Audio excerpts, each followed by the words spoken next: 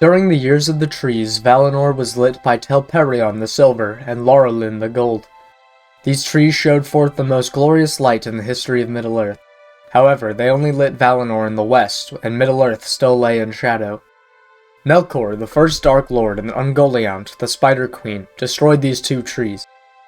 Varda, the Queen of the Stars, and Yavanna, the Vala of Nature, used their powers to produce two fruits from these trees.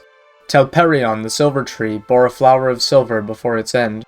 Aule, the craftsman of the Valar, made a vessel to carry the silver flower. Tilion, one of the hunters of Orome, the Grand Huntsman of the Valar, was given the mission of guiding the moon across the sky. Tilion guided the moon up from the western skies as Fingolfin entered Middle-earth, and the beginning of the First Age was marked by this event. The moon first rose above Valinor in the far west of the world. Varda, the Queen of the Valar and the Lady of the Stars, changed this arrangement, so that the moon would arise in the east instead, as it does today. The elves held the most reverence for the moon instead of the sun. They said that Tilion was an unsteady steersman, sometimes dwelling beneath the earth or appearing in the sky at the same time as the sun. Tilion went too close to the sun as it rose, as he was drawn to Arien. This was said to be the reason why the moon had a faded light compared to the sun. Morgoth sent spirits of shadow against Tilion, but Tilion vanquished them. The dwarves based their calendar on the moon. Durin's Day was the start of the Dwarven New Year, and this began the first day of the last moon of autumn. Laurelin the Gold produced a single fiery fruit before it died. Aule made another vessel to be guided across the sky with this fruit at its core. This would be steered by the Maya Arien. Arien was a spirit of fire whom Melkor failed to corrupt, unlike the Balrogs. At the first rising of the sun, Morgoth was caught in a dreadful fear. He descended into the uttermost pit of Angband, and his servants withdrew. He set up dark clouds of smoke to conceal his land from the light of the sun. Like the moon at first, the sun also rose at first in the west, until Varda changed this pattern. Men first awoke far in the east of Middle-earth, in a land called Hildorian. The sun arose first in the west, and from the moment of its rising, the eyes of men were turned toward it, and thus began their journeys west. The sun was seen by the elves as the sign of the awakening of men, although men didn't cross into the west until many years later.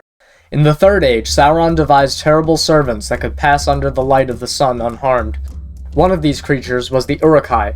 The Uruk-Hai were a mightier type of orc, and their name translates to orc folk. They had greater bodily strength and no fear of the sun, and greater speed and agility.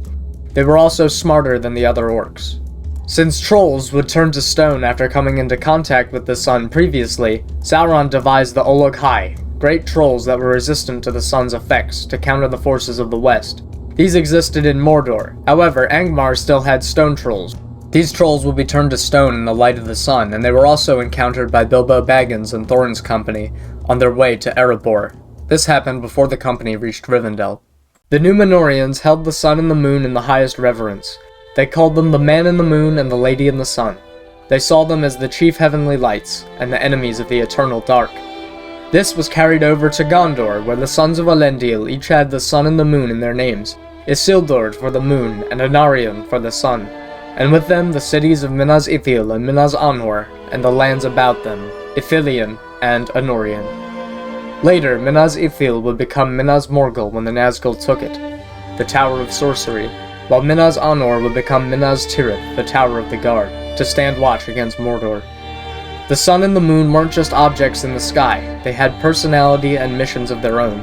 As the sun marked the awakening of men, it was to be wondered if the destruction of the trees was a necessary evil that was meant to happen by Eru Ilúvatar in the beginning. If the trees were never destroyed, men would never have awoken, and Middle-earth would not have been fully lit for all of the ages of the world.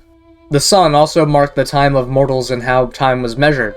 Solar years were made for mortal men specifically. Years of the trees lasted the equivalent of 9 solar years.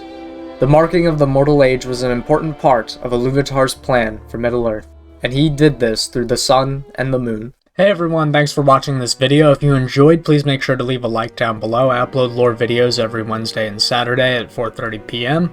And also, I upload Lord of the Rings Online videos as well, just about every day of the week. So, with that said, make sure to comment down below whether you prefer the sun or the moon and what's your favorite cultural impact of them, whether they be the elves, whether they be the Assyrians in the real world, or whether it be the Dwarven calendar or the awakening of men under the sun. Thank you guys, and I'll see you in the next video.